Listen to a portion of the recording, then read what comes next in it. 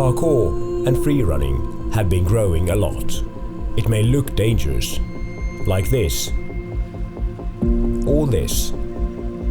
But if you ask any experienced parkour practitioner, they will tell you that it is not a dangerous sport.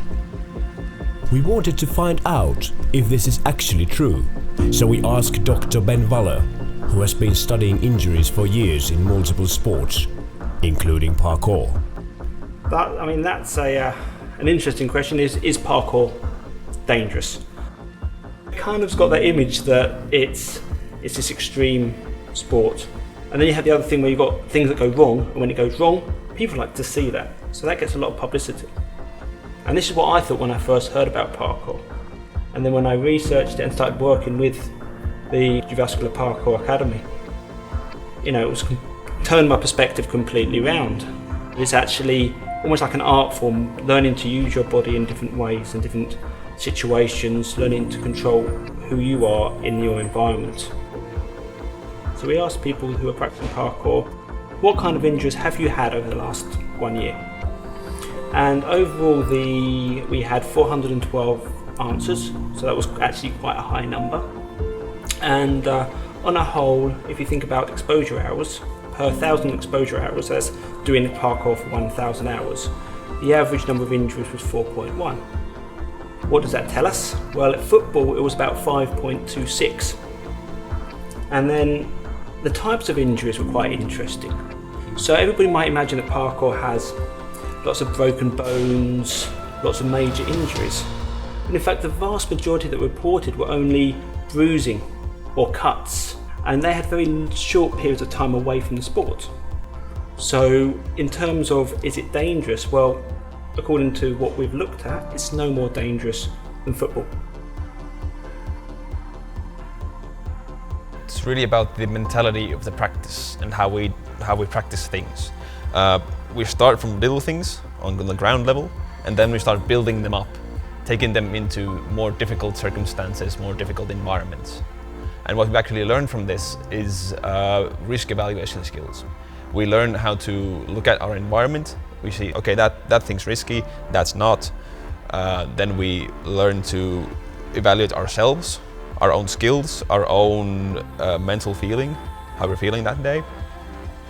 And then when you kind of combine this risk evaluation to a very high skill level, things that are seemingly crazy looking are actually really, really easy and really safe.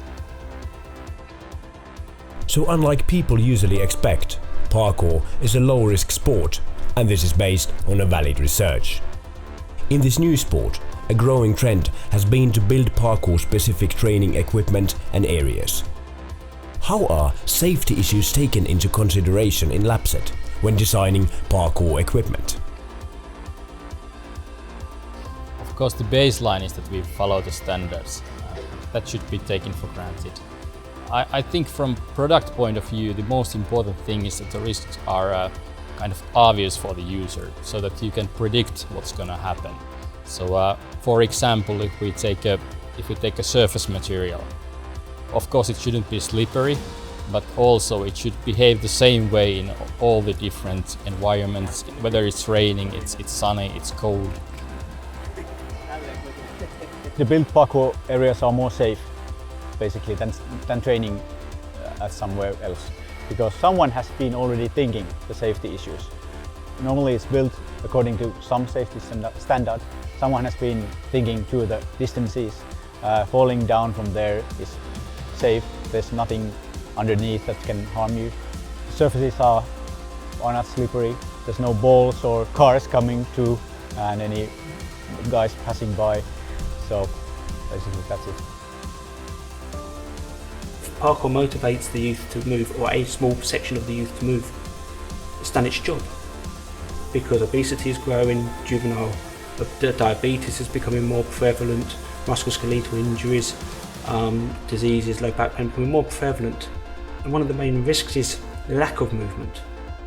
So if we were to again talk about the risks of parkour compared to the benefits, you've got more risk of not moving than you have of moving using parkour.